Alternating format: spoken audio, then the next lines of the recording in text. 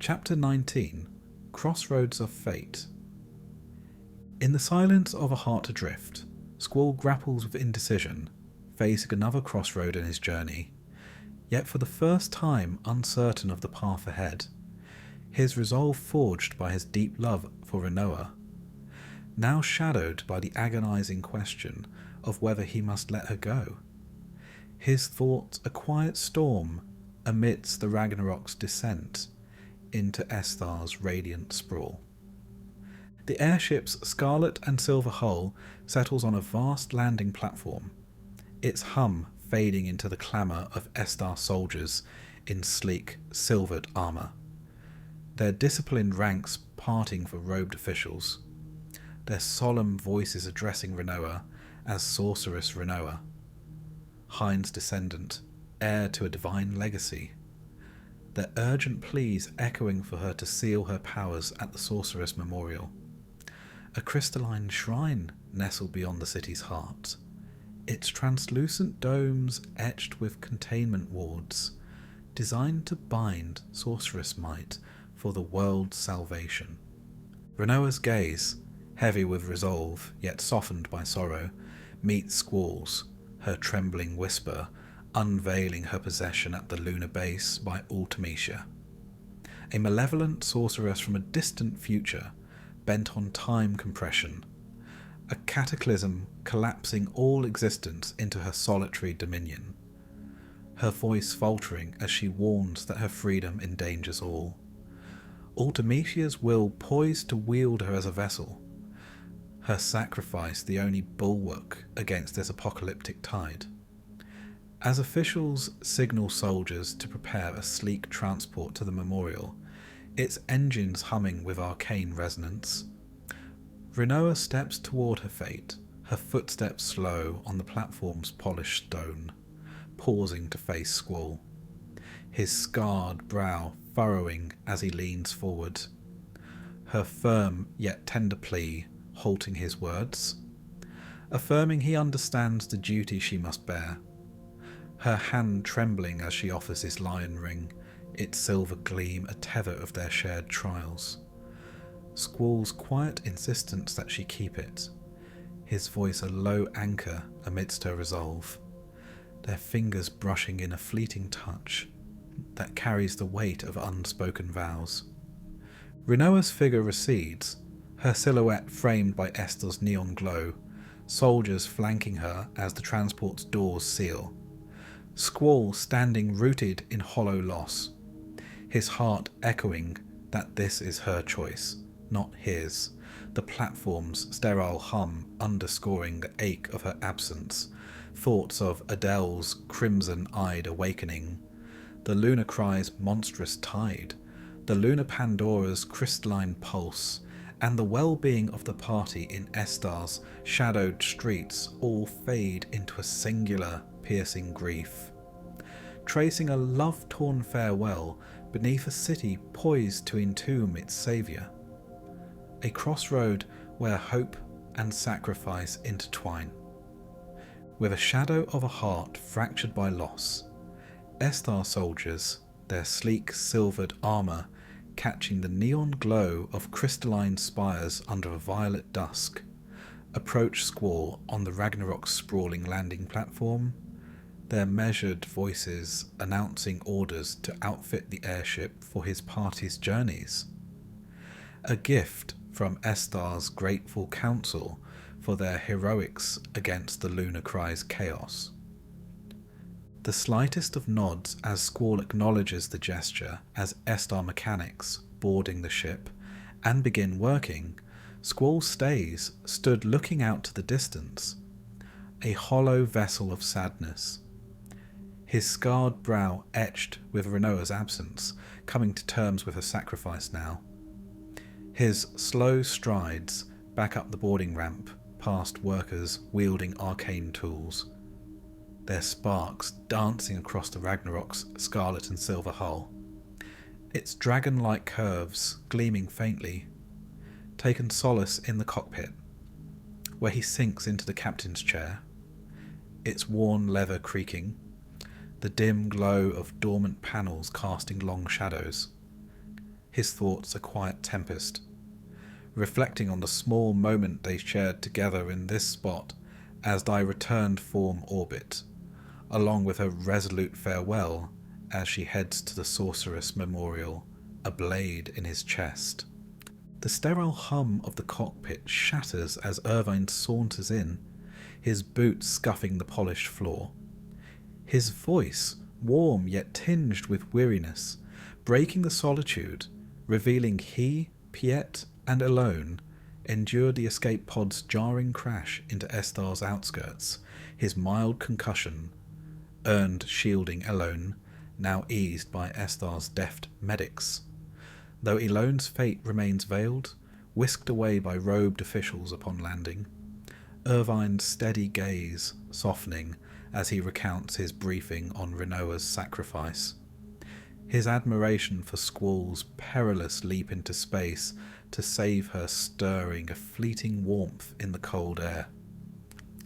The moment fractures with the cockpit door's hiss, as Angelo comes bounding in, licking and greeting Irvine and Squall, to their delight followed quickly by Zell, Selphie, and Quistis flooding in. Zell's boisterous energy and Selphie's radiant glee propelling them into a gleeful sprint, their arms enveloping an unsuspecting Squall in a warm, chaotic embrace, their laughter echoing off the airship's arcane walls. Zell, catching his breath, launches into a fervent recounting of their lunar Pandora ordeal with Galbadian forces resurrecting the monolith. The crystal pillar's pulsating core at Tyr's point igniting the lunar cry's cataclysmic surge, a crimson deluge of monstrous forms raining upon Estar's skies, shattering its crystalline serenity. Idea's desperate mission to halt it spared by miraculous survival. Odine's revelation that her sorceress powers, shared unknowingly, passed to another, following the overflow of information request, the whereabouts of Renoa confused. Squall's silent realization whispering Renoa's name, his voice low and strained, halting Zell inquires and pleads to address the current events. Squall unveiling her inheritance of Adia's mantle to the party shock, now escorted by Estar's officials to the sorceress memorial. Her choice forged in fear of being reviled, hated, a sorceress shunned by a world she sought to shield. The party reels, their faces etched with shock, questioning if Estar's soldiers coerced her. Squall's firm assurance of her resolve, igniting a firestorm. Selphie's eyes brimming with tears, her voice breaking as she imagines Renoa entombed for life, storming from the cockpit. Her footsteps fading down the corridor. Irvine's quiet stride following to offer comfort. Zell and Quistis linger, their voices rising in challenge, Quistis baring her soul, her steady gaze piercing Squall's guarded heart. Noting Renoa alone kindled joy in his duty-bound existence, urging him not to sacrifice that rare light for an uncertain fate, her words a mirror to his own doubts, Zell's fervent plea to retrieve her, his fists clenched with defiance, fanning a spark of resolve. An Estar soldier's crisp salute interrupts, his report that the Ragnarok's detailing is complete, its scarlet thrusters primed, ownership now theirs, departing with a bow, leaving a heavy silence, the cockpits hum a soft pulse. Zell's voice cuts through, his question of the next path hanging in the air, Squall's resolute answer, Estar for Renoa, drawing a delighted smirk from Zell, his nod a silent vow.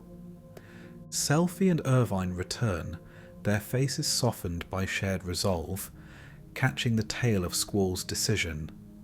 Selphie's determined stride carrying her to the navigation console. her fingers dancing across glowing panels to input the Sorceress Memorial's coordinates after learning about them in Estar. The Ragnarok's thrusters igniting with a deep roar, its dragon-like form soaring through Estar's violet dusk, the city's spires receding below. The Ragnarok's hull slices through Estar's violet dusk, its scarlet thrusters humming as Squall, Zell, Selphie, Quistis, and Irvine soar toward the Sorceress Memorial. Selphie's voice rising over the cockpit's gentle pulse, sharing her findings from Estar's archives. The Memorial, a crystalline fortress beyond the city's spires, forged to entomb Sorceress's powers with arcane wards. It was erected at the end of the Sorceress War to honour Estar and their victory of sealing away the Sorceress, raising questions between the party of why its sterile chambers a destination for Rinoa, their tone wavering as the task of freeing their friend and its challenges slowly drawing closer. The party's gaze shifts to the viewport, spotting monstrous silhouettes in the distance, grotesque remnants of the lunar cry, stalking Estar's fractured plains below, their jagged forms glinting under a blood-red sky, Zell's gruff voice cutting through, affirming his earlier warnings of the cry's devastating toll. With all the surmounting challenges, the party never more determined to fight as they fly through a land ravaged, bound for a shrine where hope teeters. The Ragnarok's scarlet thrusters hush as it glides to a halt before the Sorceress Memorial, its crystalline facade shimmering under Estar's blood-red sky. Marble arches etched with faded Sorceress war murals, heroes clashing with sorceresses amid swirling magic, veiling a deeper purpose, cordoned by Estar sentries in sleek, silvered armour, their wary gazes and barricades whispering of secrets beneath. Quistis, her steps measured, eyes sharp with cunning, takes the lead, weaving a seamless tale that Odin summoned their aid for Sorceress Rinoa's confinement. Her fingers deftly flashing an Isthar clearance pass retained from their arrival, its holographic seal glinting, the sentry's scrutiny softening, escorting them past the public memorial's solemn stone reliefs, their intricate carvings of Hind's legacy a silent hymn to sacrifice, into a shadowed alcove where a maintenance door hums, its code-locked panel yielding to the sentry's input, revealing a spiralling staircase plunging into a subterranean labyrinth, walls lined with faintly glowing conduits. The sentry, voice clipped, urges them to proceed alone, citing Estar's forces stretched thin against Lunar Cry's monstrous remnants. Quistis's calm nod masking the party's racing hearts, their boots echoing on the cold metal steps as they descend into a sprawling facility, its antiseptic air heavy with the hum of unseen machinery, scientific chambers branching off, filled with whirring devices and flickering screens. Estar scientists in crisp robes casting only fleeting glances, their trust in the facility's security blinding them to intruders in this impregnable sanctum. Irvine's low whistle draws eyes to a directory etched in glowing runes, the sealing laboratory's name pulsing. Squall's sharp nod, his scarred brow furrowing with resolve, confirming that's their destination. Entering the laboratory, a cavernous chamber bathed in harsh light, the party halts before three scientists at sleek control panels, their voices snapping commands. A vast window above framing a spherical ceiling chamber, its walls shimmering with arcane wards, a mechanical array at its core, hissing robotic arms and coiling pipes encasing Rinoa, her frail form suspended, translucent barriers flickering around her. her eyes hollow yet defiant. A scientist whirls, his face paling in shock, demanding their purpose in this restricted area. Squall's voice, taut with restrained fury, vowing a right his earlier inaction, spurring the scientist's hand toward an alarm, only for Quistis's whip to crack, snapping his wrist with surgical precision, his cry echoing as he crumples, Irvine's shotgun levelling at the remaining two. His finger pressed to his lips, a silent command for silence. His steady gaze unyielding along with a smirk only his charm provides. Squall seizes a trembling scientist, his grip iron, demanding the access door's release. The man's reluctant fingers dancing across the panel, sensing Squall's desperate rage, a walkway extending with a mechanical groan into the chamber's heart, its spherical expanse echoing Adele's lunar base prison. Robotic arms weaving a ceiling matrix. Machinery hums with ominous intent. Renoa's tear-streaked face, framed by dishevelled hair, lights with fragile relief at Squall's approach, her choked plea trembling through the air, met by his fervent resolve to never abandon her. Their gaze locking in a heartbeat of defiance, shattered as the array's lights flare, the sealing process igniting with a deafening hum. Quistis's voice crackling over the intercom, relaying the scientist's warning that the process is unstoppable, urging Squall to act before Renoa's fate is sealed.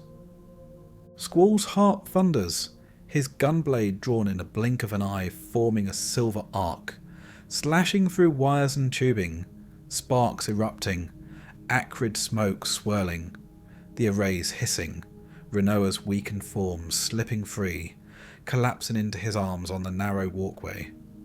Renoa's trembling murmur of her sorceress nature, laced with fear, meets Squall's steadfast resolve to stand by her, his voice a grounding force, their embrace a bold defiance pulsing against the sealing chamber's sterile chill. Quistis's urgent intercom plea of immediate retreat as the alarm sounds spurs their flight upward, past scientists cowering behind consoles, alarms blaring with piercing shrieks, the party's footsteps pounding through the facility's glowing corridors.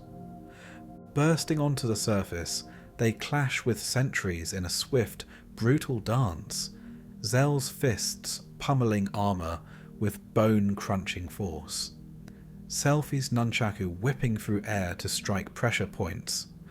Irvine's shotgun barking precise shots that drop foes with surgical calm, emerging into the memorial's open plaza, only to be flanked by a phalanx of sentries, their rifles raised, and a towering figure in flowing white and green robes, his presence commanding in silence, throwing powerful hand signals as his voice. They are sharp, deliberate, halting the soldiers, their weapons lowering in unison. The party, still with their guards poised, Squall clutching Renoa's trembling form close, her breath shallow against him, locks eyes with the robed figure, his mute gesture to depart stirring a ripple of confusion, a haunting deja vu washing over Squall, a fleeting sense of familiarity, perhaps a shadow of someone known, baffling him as they tread cautiously past, Squall's stare unbroken as he keeps himself between them and the imposing figure until he turns to follow. As they board, Selphie darts to the cockpit's navigation console, her fingers dancing across glowing panels, igniting the thrusters with a deep roar, ascending the Sorceress Memorial's crystalline plaza. Squall pausing at the viewport, gazing down at the towering figure in white and green robes, sentries aligned in rigid formation, their silvered armour glinting under Estar's blood-red sky. The man's silent presence stirring a haunting question of his identity, a shadow unresolved as the Ragnarok jets skyward. Zell's voice breaks the cockpit's hum, urging a course for the lunatic Pandora, now under Galbadian control, likely harbouring Cypher. His fists clenched, prompting Squall to reveal the chilling truth gleaned from Elone's visions in orbit. Cypher, like Rinoa, ensnared by Ultimecia's control. Not merely Adele's pawn, but a puppet of a future sorceress orchestrating chaos, the party's faces paling in shock at the revelation of Ultimecia's pervasive reach. Zell, emboldened, declares their purpose as seed to confront such threats, his words unwittingly sharp, stinging Rinoa, her sorceress nature a raw wound, her shy nod accepting his unintentional slight, her voice soft yet firm, pleading to avoid the Pandora, to steer clear of populated realms, fearing another possession could unleash harm, her eyes tracing the lion ring's gleam. Her quiet inquiry about their orphanage draws Selphie's wistful reply, describing its crumbling stone walls, shattered by time's neglect, a haven lost, Squall's steady command cutting through to set course for the orphanage, his gaze meeting Rinoa's. A silent vow to shield her, as they are bound for a sanctuary where past and future collide.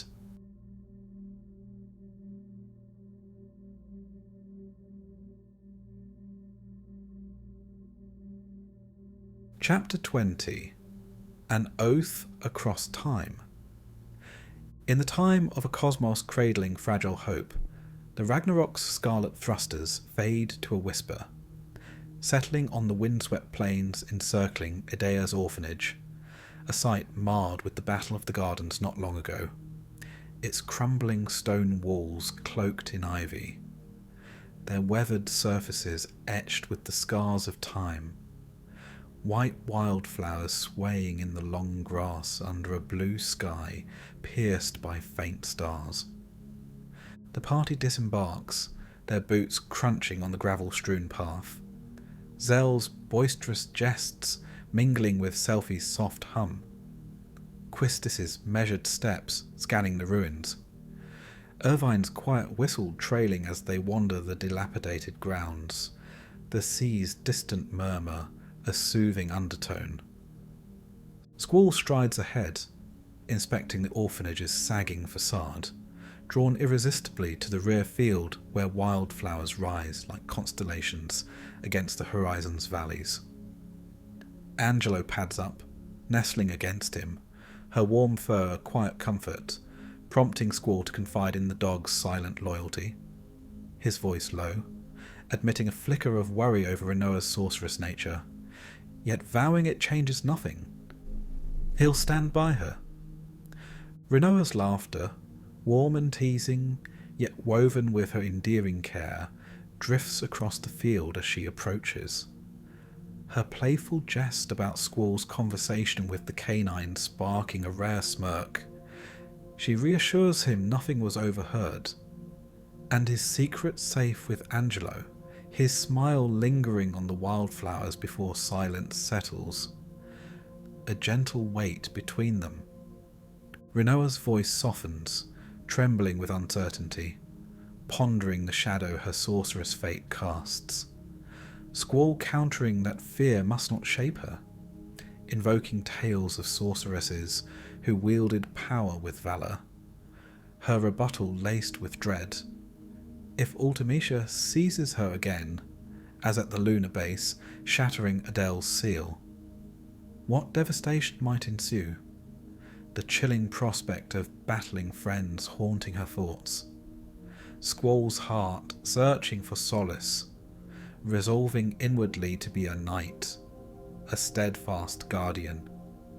Rinoa's voice falters, her fear deepening, envisioning Seed's duty to hunt sorceresses, picturing Squall's gunblade poised against her heart, pausing under the gravity of such a fate, musing it might be bearable if delivered by him, only for Squall's firm resolve to halt her, vowing never to harm her, their true enemy Ultimecia, a sorceress from the future. Rinoa, unsettled by her role as Ultimecia's present vessel, questions how salvation might come. Squall's steady assurance, a way will be found, her trust in him unshaken, met by her quiet nod, though she muses confinement like the memorials might prevent misuse. Squall's playful retort that he'd simply rescue her again, urging her to stay close, coaxing her laughter, her gaze flickering to the field's flowers. A rare time of pure joy between them, although brief does not go unrecognised by the young lovers. Rinoa's voice lowers, recounting a vivid dream, its weight palpable, of a promise to meet Squall under shooting stars, yet forgetting the destined location. Her frantic race through jagged mountains, sun-scorched deserts, Timber's shadowed alleys, Balam's quiet streets, and Galbadia's sprawling plains, collapsing in a desperate cry for him, waking in tears. Her apology for the tale's whimsy tinged with unease at its stark clarity, Squall's gentle reassurance that dreams hold no truth easing her, though her lingering disquiet prompts his vow. Here, at this orphanage, he'll wait, ensuring she'll find him, her radiant smile sealing their pact to return, a promise etched under twilight's glow. Zell's urgent shout pierces the reverie, an emergency communique from Esthar's presidential palace. The party's hearts racing, fearing retribution for Rinoa's breakout, their footsteps hastening back to the Ragnarok, its ramp groaning under their weight. Gathering in the cockpit, the console's glowing hum frames the message. A bold plan to vanquish Ultimecia. Hiring Seed to execute it, signed by Kiros, Squall's aloud musing, suspecting a trap to reclaim Rinoa, his brow furrowing, Zell's wide-eyed interjection regarding the sender Kairos, questions the dreams they had with Elone, igniting Squall's confusion and curiosity, intrigued by the name's echo in Esthar's halls, and the potential prospect at freeing Rinoa form her tether to the future. He suggests inspection. Rinoa's subtle nod, urging trust, prompting Squall's command to Selphie, plot a course for Esthar. Her fingers swift on the navigation panel, inputting the course, as the Red Dragon Ragnarok roars to life, a sleek Esthar transport glides onto the orphanage's windswept plains, its engines whispering against the Ragnaroks, halting the party's ascent, their boots poised on the airship's ram. Idea emerges, her regal silhouette framed by the crumbling stone walls, her dark hair catching the faint breeze, her presence stirring confusion as Squall, Rinoa, Zell, Selphie, Quistis, and Irvine descend to meet her, their voices mingling with the sea's distant echo, questioning her arrival. Idea's gaze, heavy with a lifetime's weight, softens, revealing her return after Esthar's tests confirmed her freedom from possession, her heart drawn to the orphanage, a sanctuary of her past, now a refuge for her lost and weary soul, the moment's gravity compelling her to unveil her shadowed history. 13 years ago, her voice low and measured, her sorceress journey began, first as a child inheriting power, then again when a dying sorceress approached this place of care, a terror and threat to her own kin. She passed her might to Idea with her own blessing, a burden taken to shield her children, the genesis of a painful odyssey. Idea harbours no illusions, her bitter tale far from concluded, embracing an inevitable end, however agonizing, her eyes locking with Squall's, imparting a solemn charge that no matter the cost, he must fight to the bitter end, even if tragedy befalls others. A resolve forged in her own sacrifices. Wishing them fortune, her voice a quiet benediction, she vows to linger at the orphanage, gathering the fragments of her life to forge a path forward. Her silhouette receding against the wildflower field as the party reboards the Ragnarok. Selphie's fingers poised to chart Esther's course. Thoughts of Rinoa's sorceress fears, and the lion ring's promise. As the thrusters engage, Squall can only think about the curse the sorceress's powers is, and how many it has affected. The party reflecting on Edia's words, as they are bound for a city where destiny beckons. A beacon in the gathering storm of uncertainty. As the Ragnarok pierces into Estar's violet skies, a relentless red mist of the lunar cry, cascading from the heavens, covers the horizon. Its monstrous silhouettes raining slowly upon the crystalline spires below. Unrest grips the city, some districts fortified by Estar's sentries, others ravaged by grotesque beasts. A pang of guilt sweeping Squall, Rinoa, Zell, Selphie, Quistis, and Irvine for not aiding sooner. The once futuristic haven, now a battleground, its plight unknown to a world beyond its plains. Esther standing alone against this tide of evil hope to contain it before it reaches the world. Landing amidst the turmoil, the party hastens through a transport tube, its glass walls trembling with distant roars, halting after deboarding at a woman's piercing screams, pinned by a hulking beast, its jagged claws gleaming, Esther soldiers strewn lifeless nearby. The party surges into action, Zell's fists shattering the creature's hide, Selphie's sorcery flaring, Irvine's shots precise, freeing the woman, her trembling form escorted to safety, their voices heavy with realization. Estar's endurance falters, its gleaming promise dimmed by this state of emergency. They reach the presidential palace, its opulent towers rising above the chaos. The party is ushered past Odine's cluttered labs to an uncharted level.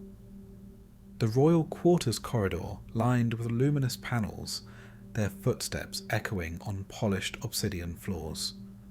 Ornate tapestries depicting Hind's legacy adorning the walls. The presidential office's heavy doors part, revealing the silent, hulking figure from the sorceress memorial, draped in white and green robes, beside a lithe figure in burgundy and white, recognition dawning on Squall. Ward and Kiros from Eloni's visions, while a man in a light, open-collared shirt leans against a vast window, gazing at the war-torn city, his ponytail swaying. Squall's voice, low, utters Ward, Kiros, then Laguna, the man turning with a warm smile. Laguna's casual demeanour, undaunted by Estar's strife, puts the party at a slight ease, his stride circling a carved desk as he muses about meeting those who glimpsed his mind through Elone's visions, her revelations easing his own disquiet. Kiros and Ward nodding, their shared moments of power and memories a strange echo. Offering a formal greeting as President Laguna Loire, his sincerity pierces the surreal haze, the party grappling with visions now flesh. Laguna's reassurance quelling their unease, affirming Kiros's communique was no trap. His light jest urging Squall to relax, met with a tense glance. Squall's demand for Ultimecia's defeat and Rinoa's freedom prompts Laguna's amused nod, summoning Odine, whose frenetic energy fills the room, explaining Ultimecia's future possession of present bodies, via a machine he designed, its prototype here incomplete but proven in the future. Harnessing Elone's power to bridge time. Her capture during the lunar cry likely within the lunatic Pandora, necessitating her rescue.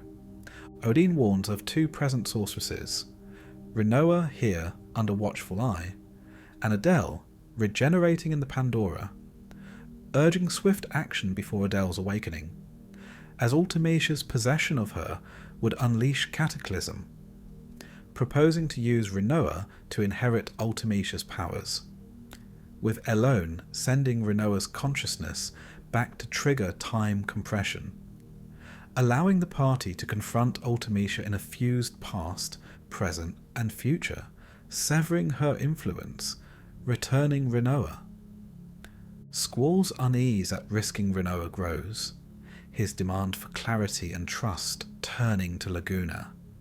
He confirms the difficulty to grasp Odine's genius, but his trust has been earned, Rinoa stepping forward to acknowledge her part and confirm her willingness in the daring plan, a slight but reassuring nod to Squall in passing. Odin wastes no time stating he will prepare as he dashes out the office. Squall displaying an anxious look as it all feels too surreal, looking around the room, seeing Zell, Quistis, Selphie, Irvine conversing with Kiros and Ward. Laguna noticing Squall's furrowed brow offers comfort, reassuring it's all difficult to comprehend and it best work through it together whilst Odin is preparing. Squall recalling Elone's visions to Laguna, their bond as Galbadian defectors, Winhill's quiet days, Elone's abduction, Laguna's articles and films, the desperate infiltration of Esther to save her, his voice sharp, questioning how Laguna rose to president. Laguna's smile falters, his gaze drifting to the crimson mist, admitting a winding path of chance and resolve, leading Esther against sorceress tyranny, his full tale deferred. Laguna's voice, warm yet tinged with sorrow, fills the presidential office, its polished obsidian floors reflecting the crimson mist beyond the vast window. As Squall, Rinoa, Zell, Selphie, Quistis, and Irvine listen, transfixed by his tale of Esthar's salvation. Through Elone's visions, the party glimpse the Resistance's fight against Adele's sorceress tyranny, Laguna recounts. His leadership forging a path to rescue Elone from Odin's clutches amidst civil unrest, discovering Odin's secret devices, crafted under Adele's rule, yet aim to free Esthar using Elone's power. Convincing Kiros and Ward to stay, their resolve hardened by Elone's safety, they devised a dual plan: relocate the crystal pillar to the ocean, halting the lunar cry as the ancient Centra once did, and trap Adele to liberate Esther. Laguna's cunning orchestrating resistance teams. Odin perfecting a sealing prison. With daring precision, technology driven by Odin and his teams merged with the will of the Astarians, they heaved the monolithic pillar into the deep, sapping Adele's forces. The lunar cry's tide weakened, paving the way for Esthar's counterstrike. As Adele returned from the distant battlefield of her conquers, her towering form a vision of terror, crimson eyes blazing, angular armour gleaming with dark runes, her sinewy limbs radiating raw power. Laguna and Odin laid a trap at the sorceress memorial, feigning worship, luring her with tales of Elone's capture, disrupting Odini's research by an insurrectionist, her obsession blinding her to danger. Adele's slow, predatory stride into the sealing chamber, its crystalline walls pulsing with arcane wards, betrayed her confidence, only for her gaze to sharpen, piercing the hologram of Elone, realizing the ruse. Laguna Kiros and Ward leapt into action, their blades and fists clashing against her sorceress might, a desperate struggle to prevent her escape. With a final heaving push, Laguna forced Adele onto the ceiling stand, his cry to Odin igniting the machine, its hissing energy enveloping her, Kiros and Ward enduring her thrashing resistance, the chamber's translucent barriers locking her in a timeless prison. Her human frailty, despite possession, laid bare. Deeming her too dangerous to remain, Esther's 3 Ragnarok ships, one now Squalls, lifted Adele's prison into lunar orbit. A vigilant watch maintained as Esther purged the Lunacry's remnants, its technology advancing to guard against another sorceress war. Amidst debates over governance, Laguna's valour in leading Estar's resistance against Adele's tyranny won the hearts of its people, who elected him president in the wake of her defeat, a mantle he shouldered with reluctance to thwart Odin's relentless ambition to exploit Elon's time-altering powers for his experiments. Yet his soul bore a profound sorrow. Discovering too late that Rain, his beloved in Windhill, had passed away during his absence, rendering his decision to send Elone back to her care a heart-wrenching misstep. Her subsequent placement in the orphanage, a sacrifice that yielded only loss, a lingering ache for one last moment with them tormenting him, a choice he yearned to undo, though duty to protect Elone from Odini's grasp tethered him to Esther's helm. Squall, Rinoa, Zell, Selphie, Quistis, and Irvine stand silent, their hearts heavy with the weight of Laguna's tale. The stillness shatters as Odin's frenetic voice crackles over the communique, urging the party to rendezvous at the Ragnarok. Preparations complete for their mission to rescue Elone and confront Adele. Laguna's hand rests gently on Squall's shoulder, an endearing touch carrying the warmth of shared battles glimpsed through Elone's visions, his voice brimming with his singular charm, rallying them to finish this fight and share more tales later. Kiros and Ward's silent nods echoing his resolve, the party's steps quickening toward the palace's luminous corridors, thoughts of what's ahead with past and present meeting now, and Ultimecia's temporal shadow swirling. Chapter 21. Beyond the Veil of Time, its thrusters roaring toward the lunatic Pandora, a monolithic fortress looming over Tyr's Point, its crystalline spires aglow with ominous energy aboard the airship's glowing cockpit. Odin's frenetic voice details enhancements, cannons and reinforced landing gears crafted to pierce the Pandora's arcane shields, ensuring access to Elone's prison high within its labyrinthine depth. Laguna, his silhouette steady against the console's hum, refines the plan.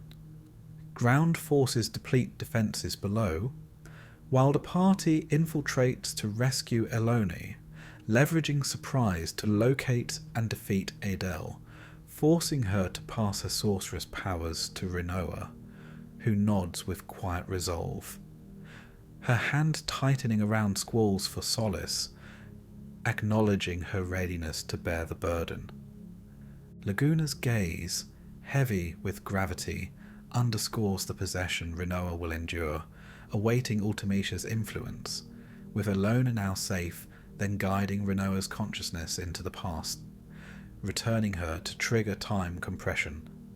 A brief convergence of all eras, past, present and future melded into one, opens a path to Ultimecia's far-flung future, a realm where existence fades unless sustained by the party's unwavering belief in each other's reality, their shared trust anchoring them against the void of temporal dissolution. Odin, affirming his research, demands a singular location of anchor to focus their thoughts. Zel's fervent cry of the orphanage, its wildflower fields a shared haven, draws Laguna's enthusiastic confirmation, the party's eyes meeting in silent accord, their unique bond forged in that crumbling sanctuary, cementing their choice for this perilous task, their nods a vow of confidence. Laguna urges them, as time compression unfolds, to hold the orphanage's memory to guide their return, lest they wander lost in alien eras, his voice a beacon of hope. The Ragnarok descends near Tyr's Point, its landing gears grinding against the scarred earth, the Pandora's dark silhouette dominating the horizon. Laguna, Odin, Kyros, and Ward disembarking to join the ground assault along with the Estar forces.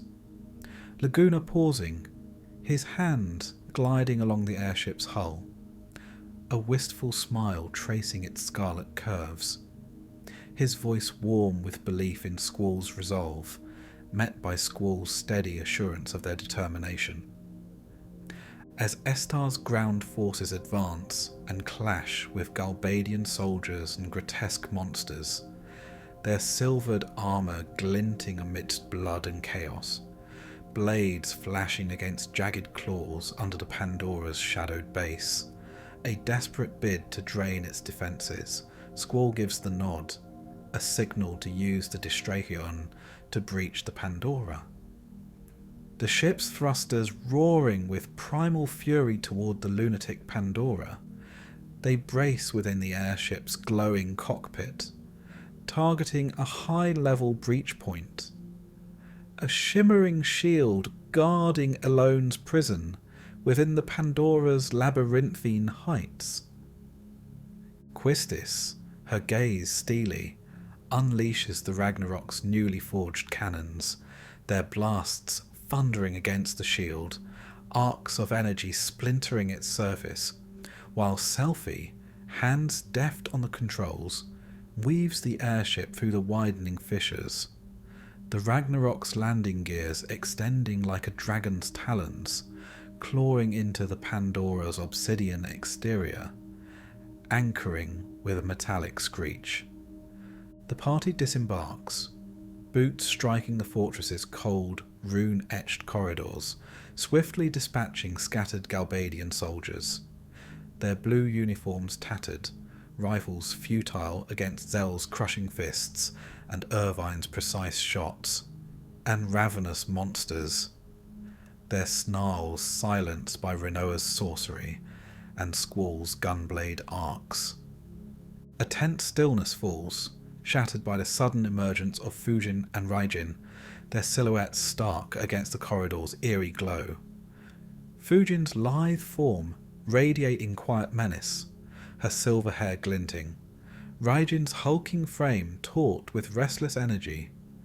Squall's voice, sharp with memory of Balam's clash, vows their defeat, he and Zel lunging forward, blades and fists disarming them in a flash, only to halt as Fujin's raised hands and Raijin's lowered gaze signal surrender, their desperate pleas echoing, sparing them from battle, yearning to save Cypher. Their friend lost to the Lunacry's chaos and Adele's return, trapped within the Pandora, unwilling to aid Ultimecia's world-rending ambition. Squall's demand for Elone's whereabouts pierces the tension, Fujin revealing her confinement in a chamber under Cypher's watchful guard, cautioning that he seeks Renoa to secure Ultimecia's triumph. Her voice laced with urgency, urging redemption, as Squall commands Fujin and Raijin to guide them, their reluctant nod sealing a fragile truce, warning of a formidable sentry barring the chamber's path. Zel's grim nod recalling its devastating power from a prior failed assault. Fujin offering to lower its defences, a display to reinforce their allegiance against Ultimicia.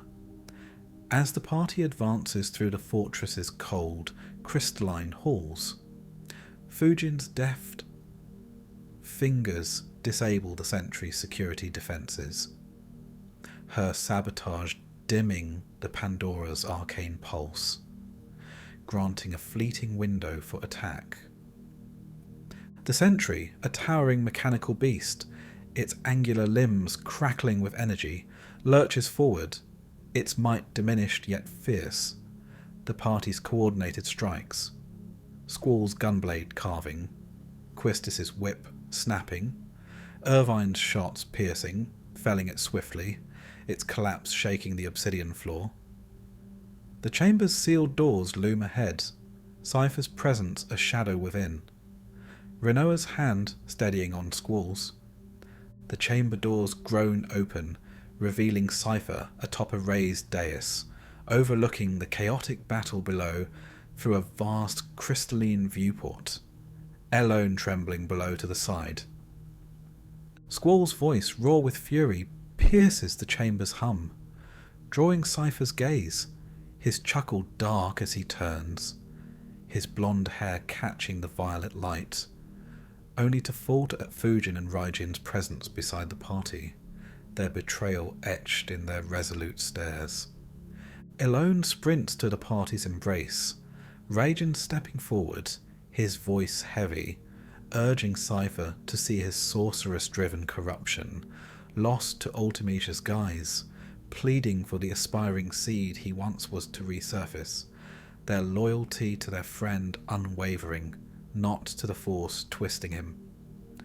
Fujin's sharp nod affirms their bond, her plea for Cypher to join them met by his roar of betrayal, his posse shattered, declaring those not with him as enemies. Squall, unyielding, instructs Fujin and Raijin to escort Elone to Laguna below.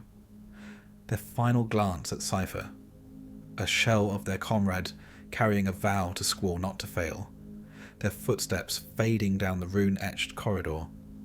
Cypher descends, his smirk taunting, Squall's words cutting, mocking his nightly delusions, met by Cypher's claim of being a young revolutionary, his wink at Renoa drawing her wince of disgust. As Galbadian forces surge from the rear, their blue uniforms glinting, rifles raised, Squall orders the party to handle them, leaving Cypher to him, both drawing gunblades, Cypher's voice defiant, vowing no defeat so close to triumph. The chamber erupts. Behind, Zell's fists crush armour. Quistis's whip and Irvine's shots ring. Selphie's nunchaku flaring. Renoa's magic weaving protection. While Squall and Cypher clash, their blades sparking in a dance of rivalry honed in Balaam's training grounds. Cypher's sweeping arcs parried by Squall's precise counters. Their movements a blur against the chamber's crystalline walls. Cypher's overconfident thrust falters as Squall channels their shared past, his gunblade slicing upward in a devastating arc, mirroring their training duels, shattering Cypher's blade with a resonant crack, fragments scattering across the obsidian floor. Cypher staggers, his defiance waning, the party subduing the last soldiers. Squall standing over his former peer, breathing heavy from the conflict with beads of sweat dripping down his forehead, clenching his teeth due to his own injuries sustained. Renoa kneels beside Cypher's fallen form, her eyes tracing the scars of their childhood friendship, a quiet sadness softening her gaze as parts of his shattered gunblade glints on the obsidian floor, the party's breaths steadying, unaware of Cypher's stirring, his hand conjuring a sudden burst of magic, arcs of violet energy erupting, catching the party off guard, hurling them back against the chamber's rune-etched walls. Cypher springs to his feet, his blood-filled mouth conjuring a smirk, seizing Renoa's wrist with the remnants of his gunblade at her neck, racing into the fortress's shadowed corridors. Squall staggers to his feet, his vision clearing from Cypher's ruse, urging Zell, Quistis, Selphie, and Irvine to rise, their resolve unbroken as they pursue Cypher's fleeting shadow through the fortress's rune-etched corridors. Squall's limp fading into determined strides. Across the Pandora's shadowed expanse, Cypher vanishes into a sealed chamber, the party bursting through to find Adele in a glowing stasis pod, her towering form suspended, crimson eyes flickering, angular armour etched with dark runes, sinewy limbs pulsing with sorcerous might. Rinoa, pinned by Cypher's broken gunblade, grazing her neck, revealing the faintest of blood, pleads for him to stop, his voice cold, proclaiming Ultimatia's inevitable will. Her cries drowned by Squall's desperate roar to halt, his heart lurching as Cypher shoves Rinoa into the stasis chamber.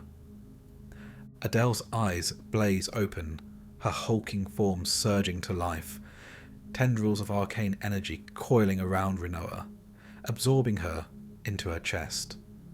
A grotesque fusion, Rinoa's form half submerged, her face contorted in defiance against Adele's dark, skeletal frame, an explosion of violet light knocking Cypher back, his final breaths fading as he collapses. Squall lunges through the flash, his gunblade raised, ordering the party to strike Adele without harming Rinoa, her desperate thrashing within the sorceress's grip fueling their precision. The chamber trembles. Squall's blade carves at Adele's armoured limbs, avoiding Rinoa's form. Zell's fists hammer her base. Quistis's whip targets her runes. Irvine's shots pierce her extremities. Selphie's nunchaku striking her protective barriers. Adele retaliates, her crimson energy blasts scorching the obsidian floor. Her clawed strikes grazing the party. Rinoa's struggles weakening as Squall's commands sharpen. Focus on Adele's core, free Rinoa, until a final coordinated assault. Squall's gunblade slashing upward, Zell's fist pounding like a meteor strike crashing, fells the sorceress, her form crumbling and fragmenting into a burst of radiant energy, with a boom so heavy the sound could be heard in Esther. Adel's previous form now annihilated, releasing Rinoa, who collapses into Squall's arms, gasping. The heavy breathing of the party, the only sound that breaking the eerie silence as they compose themselves. Rinoa, breaking away from Squall's embrace in a sudden surge, stands to her feet before he can react. Laguna bursts into the chamber, alone at his side, his voice urgent, questioning if Adele lies defeated. His gaze falling on Rinoa, standing rigid, head tilted to the ceiling, arcane energy crackling around her. Squall's worried glance confirming her possession by Ultimatia. Laguna's command to Elorni to act now spurs her focus, her hands weaving a radiant aura, magenta and gold tendrils swirling through the chamber, converging on Rinoa, the party bracing and readying against the surging magic. In a blind impulse, Rinoa and Elorni collapse, Laguna cradling Elorni with fatherly tenderness, comforting her as Squall kneels beside Rinoa, her faint murmur haunting. I was there, inside a young Adele, her words trailing as reality warps, the chamber's obsidian walls rippling like liquid. Laguna's tearful plea echoes, remember each other, hold your existence, as he retreats with Elorni, the world dissolving into a watery cascade, the floor melting beneath the party, plunging them into a free-falling oblivion, liquid droplets shimmering around them, each reflecting memories.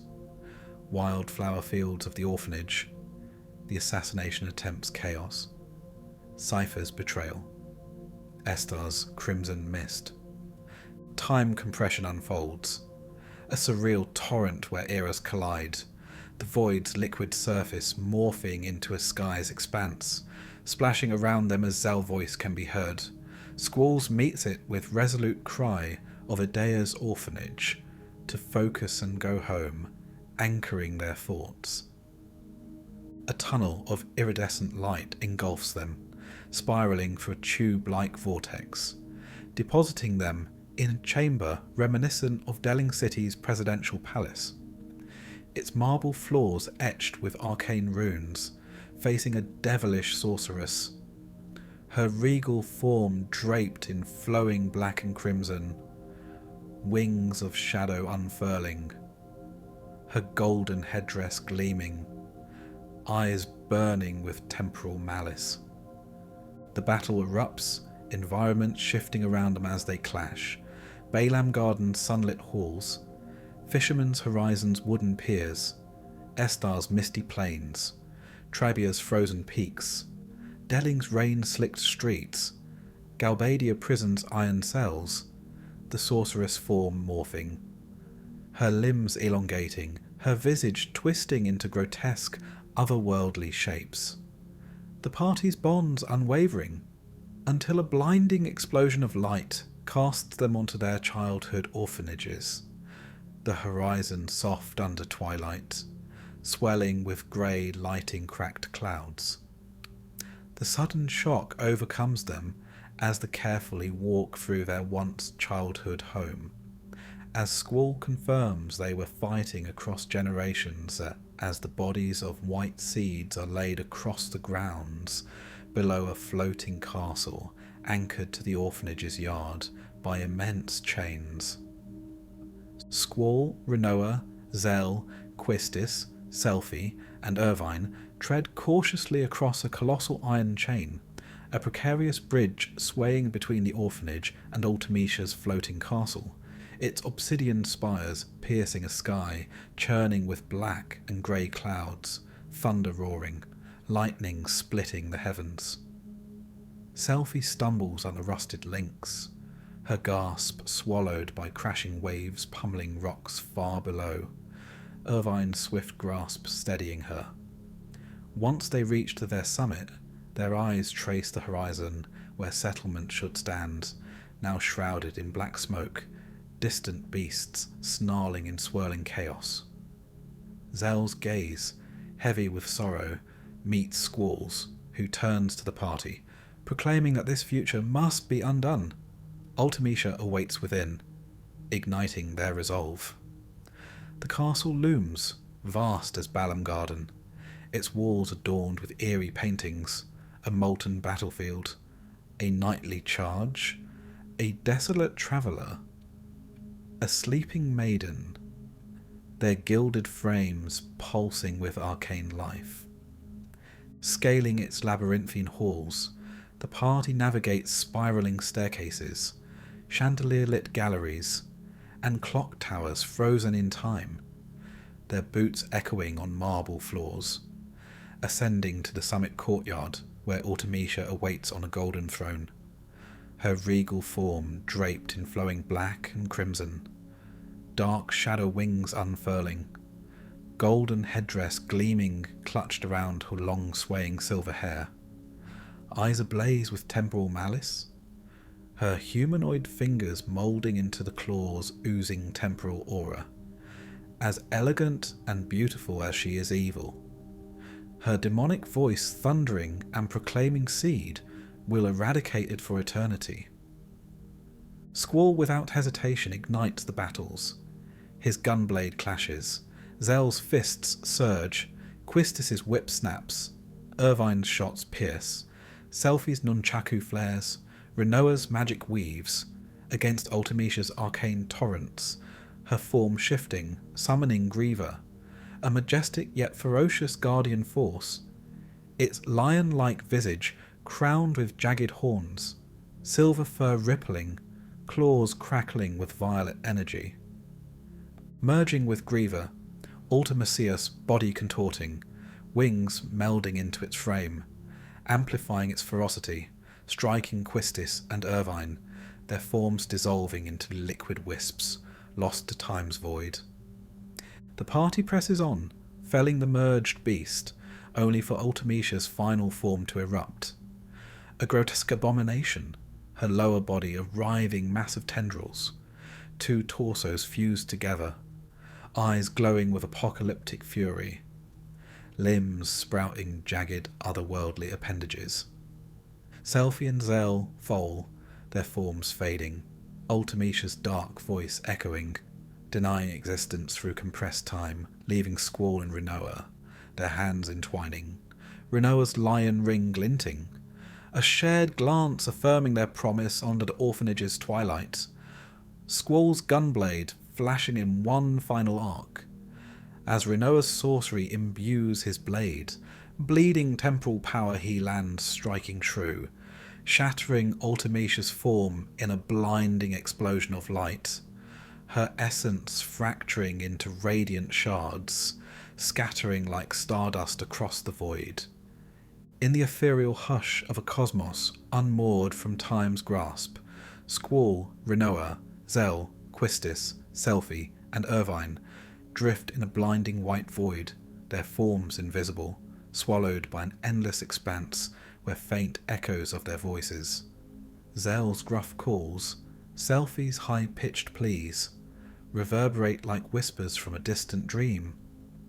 Their movements languid, as if wading through a sea of slow-motion mist, their shadows trailing in fractured multiples, each silhouette a flicker of their past selves, every heart clutching the orphanage's wildflower anchor, its memory a fragile tether against the void's disorienting pull. Rinoa's desperate sprint, her boots pounding against an unseen floor, covers no distance. Her cries for Squall tearing through the silence, fading into the vast nothingness. His ears straining to catch her voice, his turns revealing only the oppressive light, until a sudden flicker. A younger Squall, no older than 5, then the vision coalesces into the orphanage courtyard, its ivy-draped stone walls bathed under a bright sky. Matron, her dark hair framing a gentle face, her voice warm with concern, walking toward Squall inquiries about a missing boy, oblivious to Squall's temporal trespass, their exchange halting as a wounded Ultimecia stumbles into view. Her human form frail, pale skin, eyes dimming with exhaustion, tattered black robes clinging to her trembling frame, her voice a broken plea for salvation.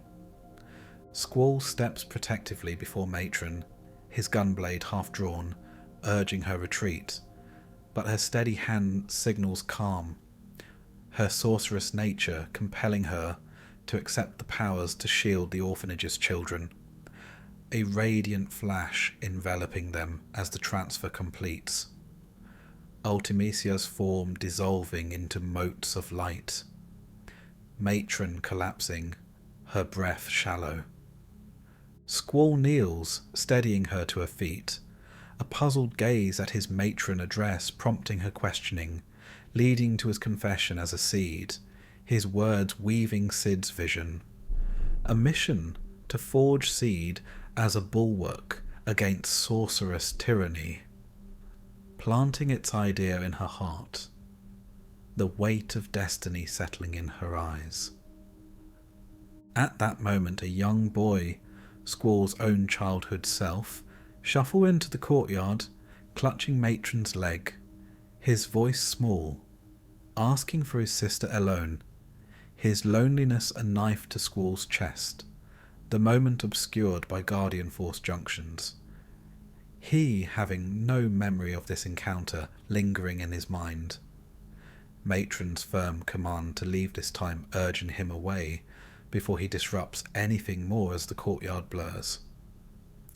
The world collapses into a dark, oppressive void, a suffocating blackness where Squall's movements drag, each step a battle against an unseen weight, his sanity fraying as whispers of doubt gnaw.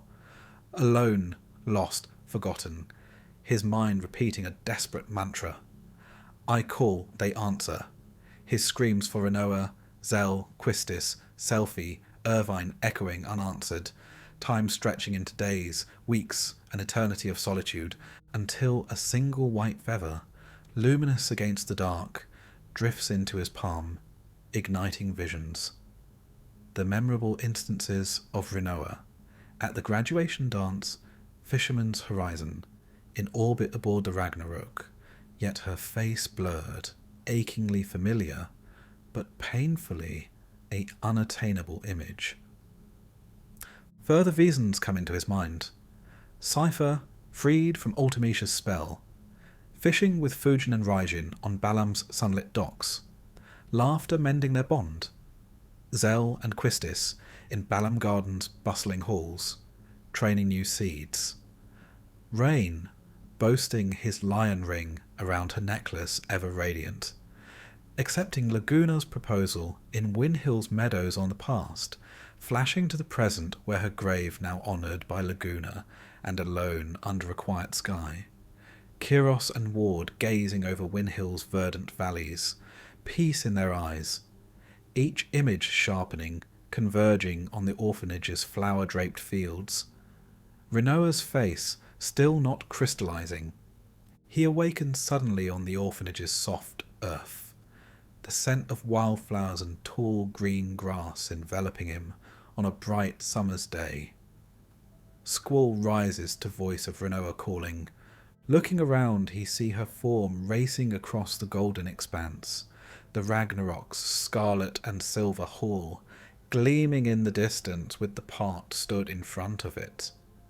Zell's boisterous laugh, Quistis's calm smile, Selphie's playful wave, Irvine's easy grin, Rinoa radiating joy as she sprints towards him, her eyes bright with relief, crashing into his embrace, her warmth grounding him. He stares directly into her eyes, relief flowing over him as her beauty fully recognised, Edia and Sid, arm in arm together watching from the orphanage as the two embrace. Their shared promise kept. Thoughts of their battles, their oath though a brief convergence of all eras, past, present and future, sustained by their unwavering belief in each other's reality, their shared trust anchoring them against an evil leaving a band of hearts reunited, their legacy enduring beyond time's eternal weave.